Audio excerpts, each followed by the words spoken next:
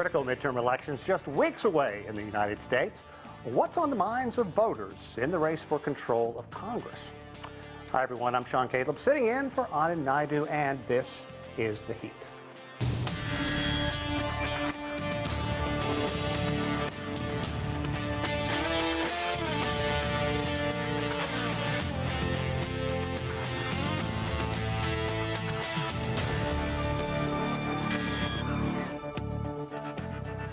Welcome everyone. The economy and inflation top the list of concerns among voters in the latest Monmouth University poll heading in to the U.S. midterm elections. But the issue of abortion is galvanizing Democrats following the U.S. Supreme Court's decision ending nearly 50 years of legalized abortions in the United States. In the end, turnout will be key, especially in Georgia and Pennsylvania. Those two states could determine which party will control the U.S. Congress. There is a lot to talk about, so let's go straight to our panel. Rafael Bernal covers politics for The Hill. Eric Bolling hosts The Balance on Newsmax TV. Sorry about that, Eric. Also with us, Rina Shah. She's a political strategist and commentator. And Joel Rubin. He served as a Deputy Assistant Secretary of State in the Obama administration. Joel, I'm going to start with you, if you don't mind. The economy, as we said, leading the midterm elections. If you think about it, inflation at 8.3%. The Federal Reserve has been aggressively bumping up interest rates, and it doesn't appear that's going to end anytime soon. Now you have OPEC, led by Saudi Arabia and Russia, cutting oil output by 2 million barrels a day. That's going to drive up cost again. Right as people head out to the polls, they're going to see $5, $6 for gas again. Okay, how much is this going to hurt Democrats? Sean, it's great to be with you and with my colleagues here today. Inflation clearly is a major concern. Americans don't like to see the prices go up.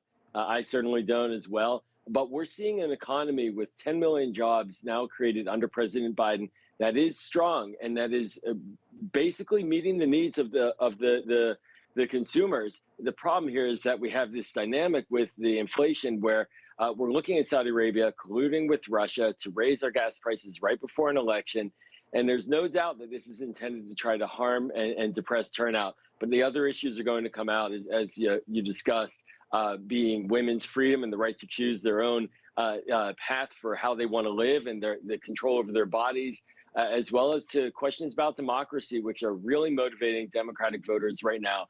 People are concerned that there are election deniers on the ballot across the country and don't want to see our democracy taken away from us. You know, Joel, I want to get back to you in just a minute, but Eric, I was watching you kind of smiling, somewhat smirking to that answer. It's like I asked one thing and he answered another. What do you think is going to happen?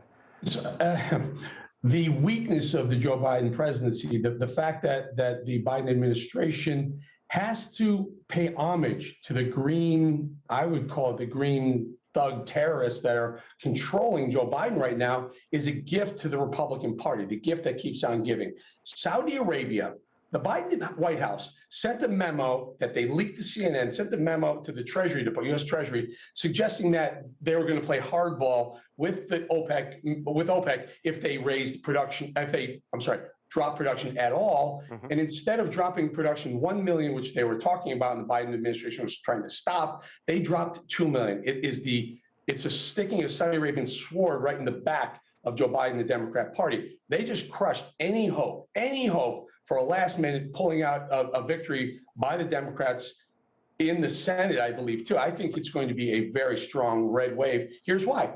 Oil is up $9 a barrel just in the last 3 days. That takes 30, 45 days to work its way through the system into the gasoline pumps. There's going to be rising gas prices, Sean, as you point out, for the next 30 to 45 days.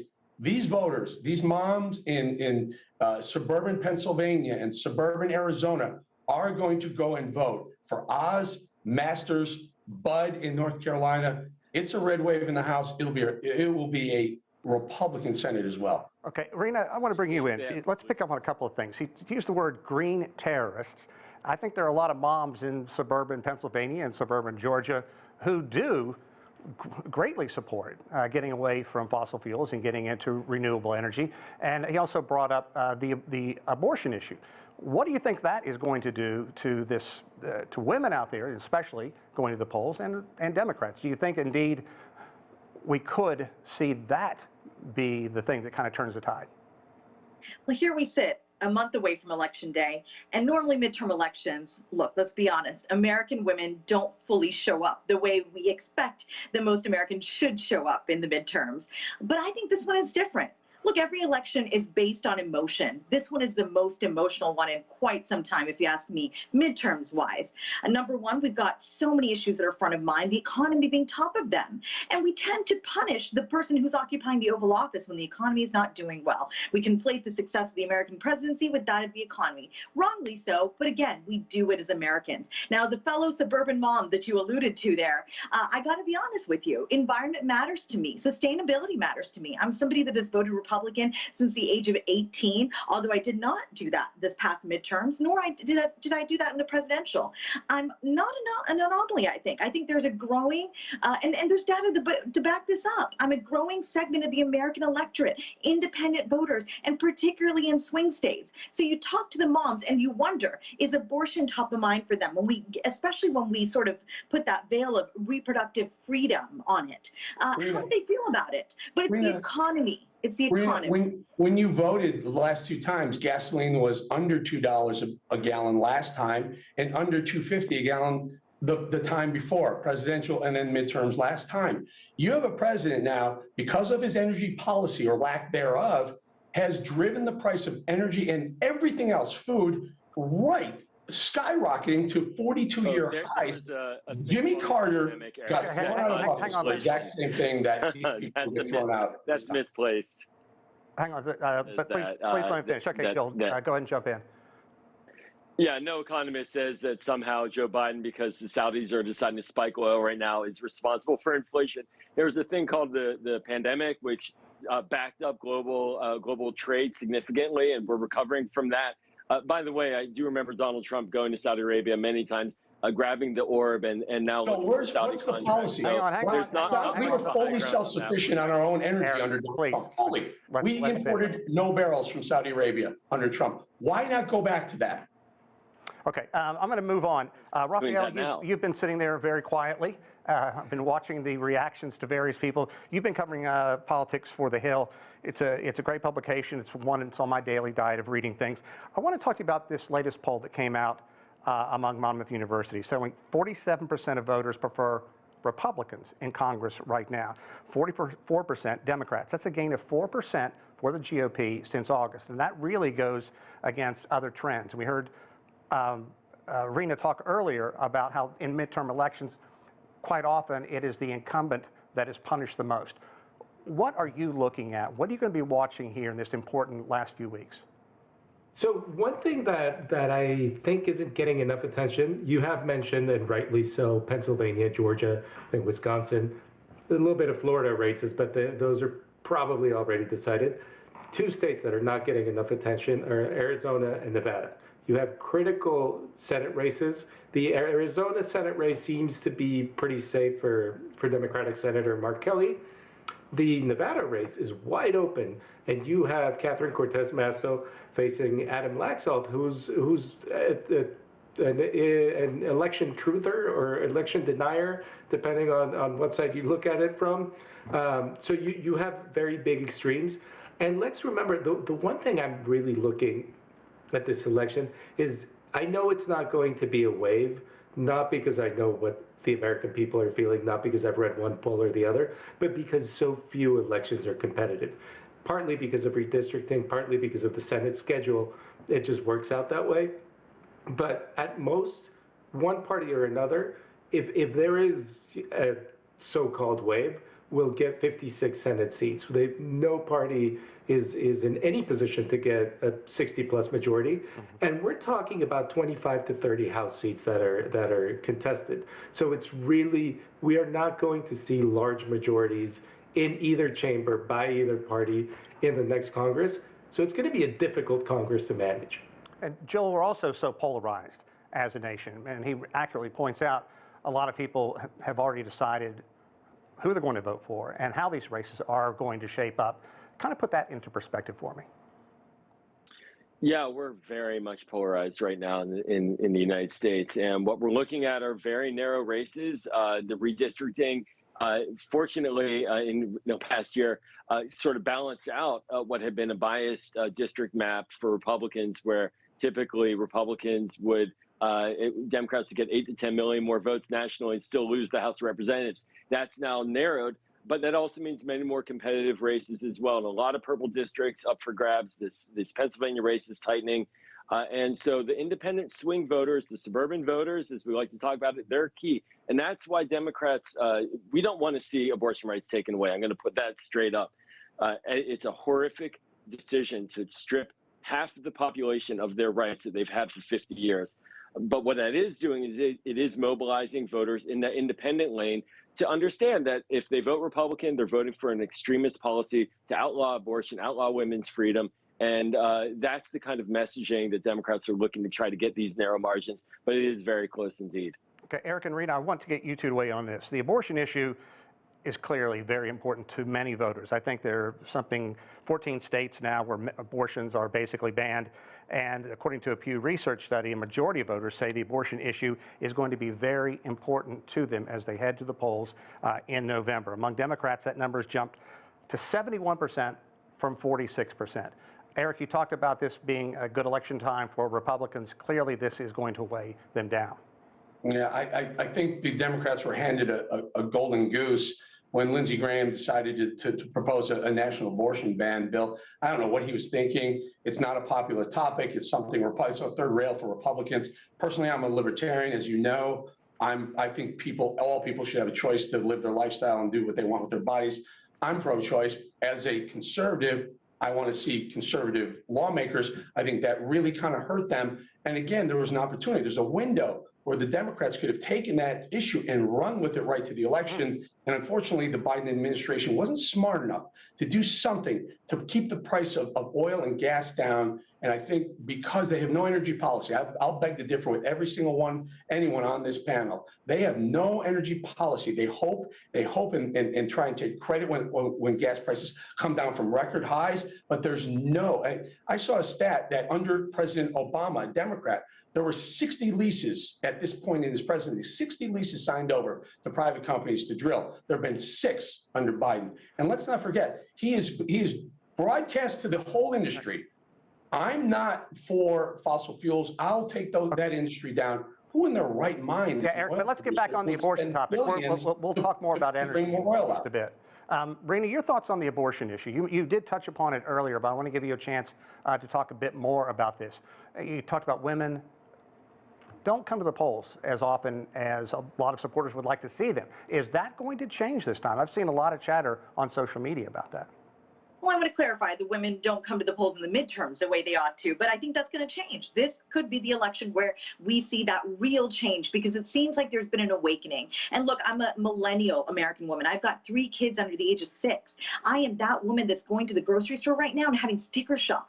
So look, this is a complex situation that President Joe Biden has found himself in. Are we being held hostage by the Middle East, by Saudi Arabia? Let's just be blunt. I particularly don't think so. But of course, I'm a little bit more read in than your average American woman. I mean, we're still the #1 security and defense partner for every state in the GCC. So that's not going to change. But let's get back to what issue is really going to be at the top of mind for American women besides economy, and that is abortion. I come from the state of West Virginia, where fossil fuels reign supreme, right? But also those rural women in those hollows of West Virginia, in the southern coal fields where I was born and raised, those women are actually pro-choice because it's lower income American women and it's Black and brown also women that are going to be impacted by this decision of overturning Roe v.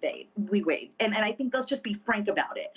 They are understanding that they don't have bodily autonomy when Roe was overturned. So what does this mean for the future? It means they show up and start to pay attention about who they're putting in office. And so you see Republican candidates kind of waking up to that around the country. Now, let's be honest, there are some clown car candidates out there, and I'll just be honest and name them. There's Dr. Oz, who kills puppies. There's Herschel Walker, who has a really beyond troubled past. I would love to see those candidates go back home and not serve in the U.S. Senate. But I also really want to see people in Congress that care about fiscal conservatism. So I'm all kinds of messed up here if you're asking me on a personal level. But if you're asking me to look at what American women are going to do next month, I'm going to say, it's up for grabs, because I don't think, unlike Eric, I don't think there's going to be a red wave. Can I agree with Rina, but throw a tiebreaker in here? I agree that abortion will be an important issue and probably bring some voters out. I think more in a presidential election than a midterm. But and on the other side, there's the inflation, gas prices going. But there's a tiebreaker here, folks. So we haven't even brought it up yet. Crime is running rampant in our major cities in our daytime. There's ample video of people being shot and killed. Mom, a 3-year-old was killed in her mother's arms the other day in Chicago. Crime is the tiebreaker in suburban. Yeah, but then gun rights come into play, and then that gets a very crime rates are highest in red states. By the way, we let's be clear here. This is a demagogue of an issue that's race baiting across the country. We've seen it before. I kind of want to move on and talk about one issue that I think also is going to be a big tiebreaker. When you talk about the border, the situation there, the fact that a couple of Republican governors have very high-profile fashion sent some of these immigrants to Washington, D.C., onto Martha's Vineyard. But there's also DACA. Rafael, I want to take your pulse on that, if you will. A federal appeals court has ruled this week that the DACA program, a program that protects 600,000 young immigrants from deportation, is illegal. But it is allowing those already enrolled to renew their status. Let's talk about A, the border, what it's going to do, and B, DACA. This is a very emotional issue. So DACA and these migrant buses and migrant flights, they're serving a little bit the same potential of the abortion debate. You said it very rightly in your introduction. This is a turnout election. Let's remember 2018 was also a turnout election, and 2020 was a turnout election. This is what we have. We have a divided country. About half the country feels one way, half the country feels the other way. Who's going to show up on election day? That's what matters. So those issues can turn out voters that feel strongly emotionally about the humanitarian side of immigration. The border, Republicans have been very, very, very successful at making everybody, convincing everybody that their idea of absolute chaos at the border and the conflation of immigration and drug smuggling, for instance, and the fentanyl crisis in the United States, which is a very real and very emotional issue for a lot of American families. They've been very successful at conflating that in the popular imagination. So that's really kind of up in the air. I do think it was DeSantis and Abbott, the governors of Florida and Texas, overplayed their hand a little bit in the sense that what Republicans don't want to associate with their immigration policies is the idea of cruelty, because that's what hurt them in 2018 and 2020.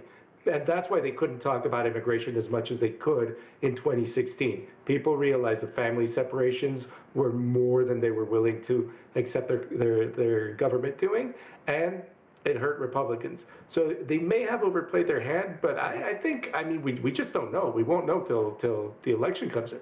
Okay, Rina, let's switch gears. A lot of attention, as we've talked about, focused on two states, that being Georgia in the south and, of course, Pennsylvania. I want to talk about Georgia. Incumbent Democrat Rafael Warnock is facing Republican and former football star Herschel Walker. Now, the focus has been on accusations from a woman who said that Walker paid for an abortion, and she's also the mother of his child. The Daily Beast, which reported that story, stands by it, but basically Walker is kind of pulling a Trump strategy, just dig in there and deny, say it's simply not true. Let's talk about Georgia, what's going to happen, because Warnock could not be further from the allegations. This is someone who now preaches at the church where Martin Luther King used to be pastor. So what's going to happen in Georgia? Oh, I need a deep breath for this one, because this is a loaded question on every front. You look at Rafael Warnock and you see a guy that has committed one sin, in my opinion. It's putting a Democrat next to his name, a D next to his name. I think that's the only reason that people will not click for him. They want Herschel Walker because he's a Republican. They love Republicans in Georgia. I know it's elementary. I know it sounds absolutely ridiculous, but that is what we know. You spend any time down there and you hear the deep hatred for Democrats. There has been a serious demonization of Democrats in this country. And look, I've not been one. I've never affiliated as one. I'm still registered Republican. I voted for Democrats because the ideal voter in a democracy votes based on the issues, not along party lines. I'm very proud of that. I have a deep love for this country, and I believe in operating that way. The problem is that Republicans have had a chokehold in that state. So they are demonizing Warnock. They are making him out to be like the devil. What has he done? He could not be further from the imagery that we now know of Walker, a guy who is fine with giving paid abortions, But this is a reality. We live in a tube here in Washington, and we think that all this is going to matter. The average voter is not paying attention the way we think they are. It is too close to Election Day. I still believe that Republicans have the advantage in Georgia. Okay, Joel, to kind of contradict what she just said, there are a lot of Republicans who may be appalled at what they're hearing about Herschel Walker, but they're standing beside him because he has an R beside his name. Yeah, that is a sad commentary. We've got a deadbeat dad who is essentially saying he wants to criminalize women who get an abortion, but he should be scot-free and for paying for that abortion. The hypocrisy is just astounding. I do want to push back a bit on Rina's point, though. Joe Biden did win Georgia. I know, Eric, you may not want to agree with it, but he did win Georgia. So did John Ossoff as senator 2 years ago, and Rafael Warnock. Thank you. It's good to hear. And we have a dynamic now where Herschel Walker, if he comes in to the Senate, we could see him become criminally indicted for a variety of offenses, including the ones that his son just this past week talked about related to violence and assault against his mother, having to move 6 times in 6 months out of fear for their lives. I mean, this is not someone who should be on the ticket, and the Republican Party should not be supporting him right now. They should be turning its back and supporting a moral person like Rafael Warnock, who actually is inclusive and represents that state very well in the Senate currently. Rafael, I want to ask you about the Pennsylvania race. This was supposed to be not a shoo-in, but certainly a check for the Democrats. You have John Fetterman running as a Democrat against Dr. Oz, who, of course, has known to so many households across the United States. Fetterman, though, is recovering from a stroke, was the early favorite, but now this race has really contracted to a great deal. What are we going to be focusing on in the next 3 weeks, and what is going to be the deciding factor? Well, I don't want to sound like a broken record here, but we're going to be focusing on who turns out. And, Pennsylvania is a much more complicated state than it's given credit for. The 2 big cities, Philadelphia and Pittsburgh, vote very differently from everything in the middle between the 2 big cities. Turnout in Philadelphia especially will be key. Dr. Oz, for some reason, has been campaigning very aggressively in Philadelphia in precincts that he won't win. But this is sort of the mold of this kind of Republican candidate. Both Herschel Walker, Dr. Oz, Mehmet Oz, and frankly Donald Trump. They are very media savvy, very good with cameras, very good in big events. They're good at the shaking hands and kissing babies part of politics. But I do believe that when Mitch McConnell questioned candidate quality, referring to these 2 specifically. Right. He was making a strong point that they don't seem to have the depth, the policy depth to be very successful senators, and they don't have the taste for politics that Trump, love him or hate him. Right. The guy knows how to communicate strategically much better than some of these candidates. Okay, Rina, I want to talk to you about one other issue, and I know that Eric's going to want to wait on this. This is an ace he's had in the hole for some time. What about Hunter Biden? Now there's talk that a great deal is being made about the fact that if the federal prosecutors could charge Hunter Biden before the election. Okay, what's this going to do?